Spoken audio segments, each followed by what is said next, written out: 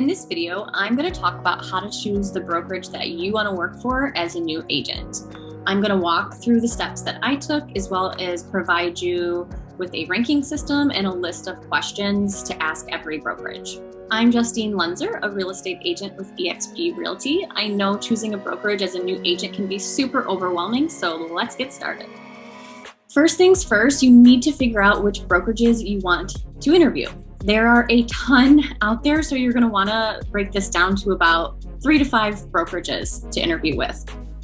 I did a ton of research on the internet, mostly on YouTube, so I could get personal testimonials of people's experiences working for different brokerages.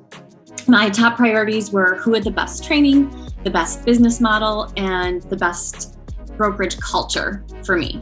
Now, my personal wants and needs may be very different than your personal wants and needs, so just keep that in mind as you're searching for a brokerage. I'll talk about my personal experience, but again, what you want may be totally different. The number one things that I was looking for was training, the ability to work from home, a business model that allowed me to build my own brand, and I also did not want to work in a brokerage that felt stuffy or behind the times. Now, what do I mean by that? As I searched for brokerages, as well as visited some during my schooling, I noticed that when I walked into them or spoke to some of them, that it felt like I was walking into 1999. I don't mean that to be mean, but I felt like some of the places that I walked into were doing things exactly the same as they were 20 years ago. And that's just not for me. I'm always trying to grow and change. So I want to be with a brokerage that's always growing and changing, and I feel is modern and with the times. For me to be motivated, I need to be working in an environment that motivates me. So whether it be a virtual office or a brick and mortar office, I need to feel motivated when I go to work with the people I work with. After a ton of research and deciding who I wanted to interview, it came down to 4 interviews for me. Now, coming up next, I'm going to show you the ranking system that I used and the list of questions I used for every single interview. I'll talk to you about how to use the questions with the ranking system so that you can feel confident in making your decision. This is going to help you be sure to ask the same questions to every brokerage and that you're really thinking about the things that are important to you. So stay tuned for that. But first, please like this video and subscribe so you can follow me on my real estate journey.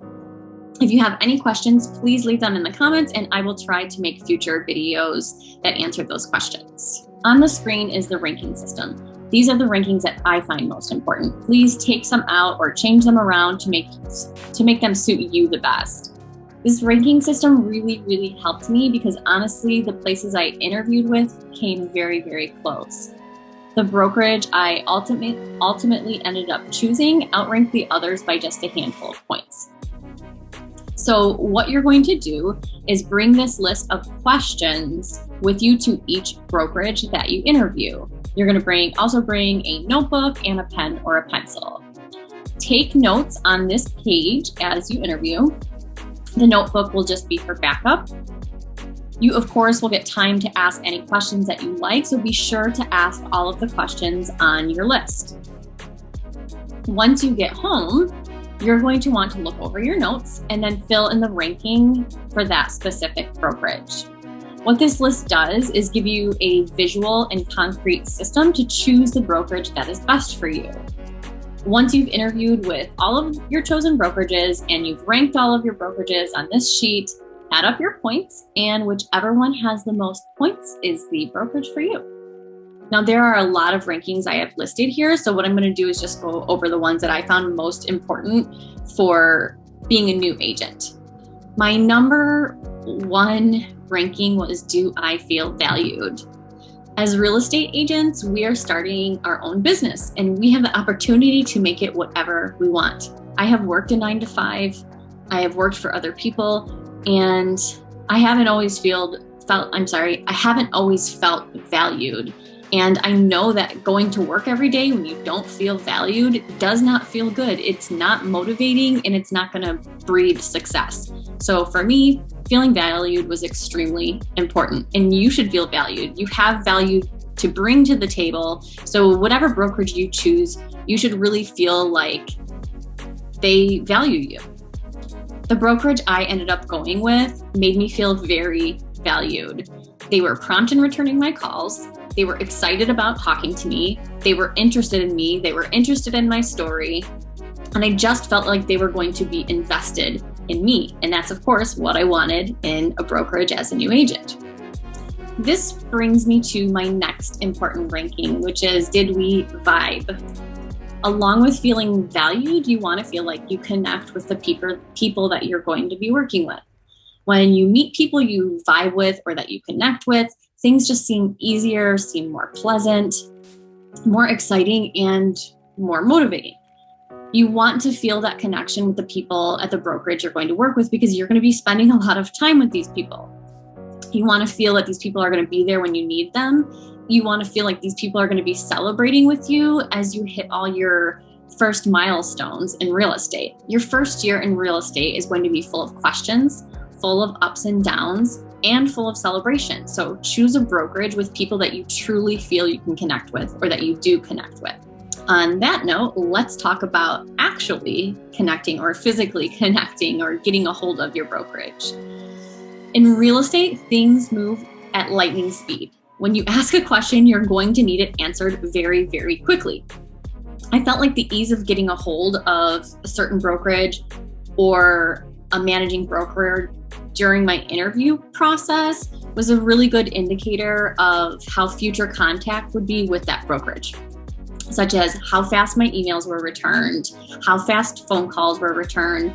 Was it easy to connect with them the first, second, and third time I connected with them? I can tell you that of the 4 that I interviewed, only 2 did this very well.